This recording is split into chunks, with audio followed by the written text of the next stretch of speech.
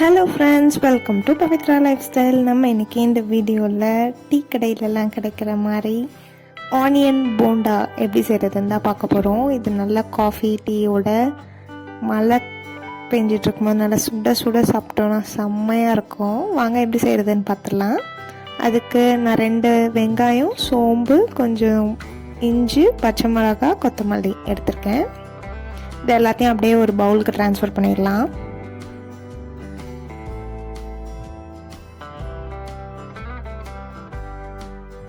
பச்சை மிளகா காரத்துக்கு ஏற்ற மாதிரி ஆட் பண்ணிக்கோங்க. இப்போ இதுக்கு தேவையான அளவு உப்பு. இந்த ஆனியன் எல்லாத்தையும் நல்லா உதிரி உதிரியாக பிரித்து விடணும். அந்த மாதிரி நல்லா பிசைஞ்சு எடுத்துடலாம்.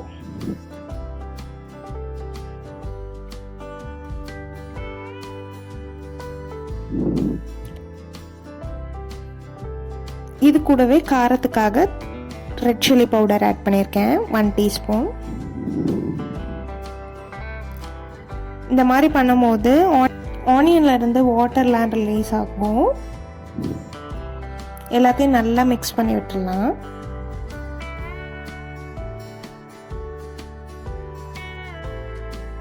ஒரு 2 மினிட்ஸ் இந்த மாதிரி பண்ணதுக்கப்புறம் நம்ம இது கூட 3 டீஸ்பூன் கடலை மாவு, 1.5 டீஸ்பூன் அரிசி மாவு.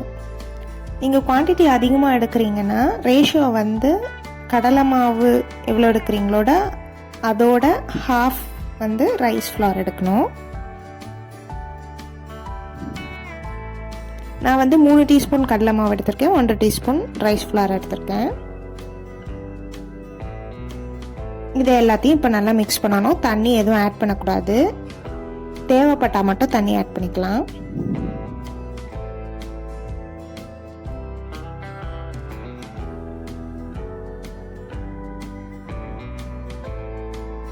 எனக்கு 2 டீஸ்பூன் அளவுக்கு மட்டும்தான் தண்ணி தேவைப்பட்டுச்சு.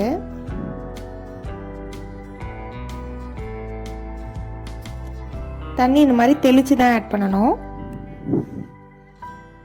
ஜஸ்ட் எல்லாமே மிக்ஸ் ஆகி நம்மளுக்கு உருண்டை பிடிச்சா உதிர்ந்து விழாமல் நல்லா பைண்ட் ஆகணும். அவ்வளோதான், அதான் கன்சிஸ்டன்சி.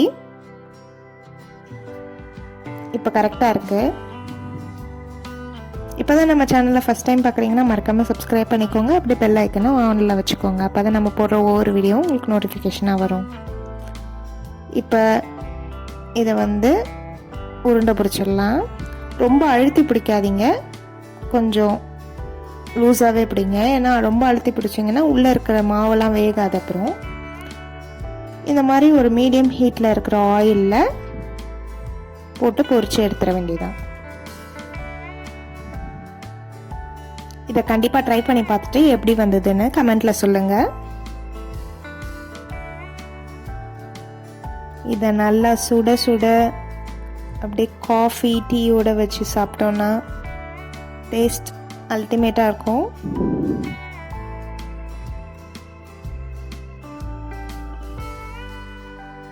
நெக்ஸ்ட் ஒரு வீடியோவில் உங்களை பார்க்குறேன். Bye bye.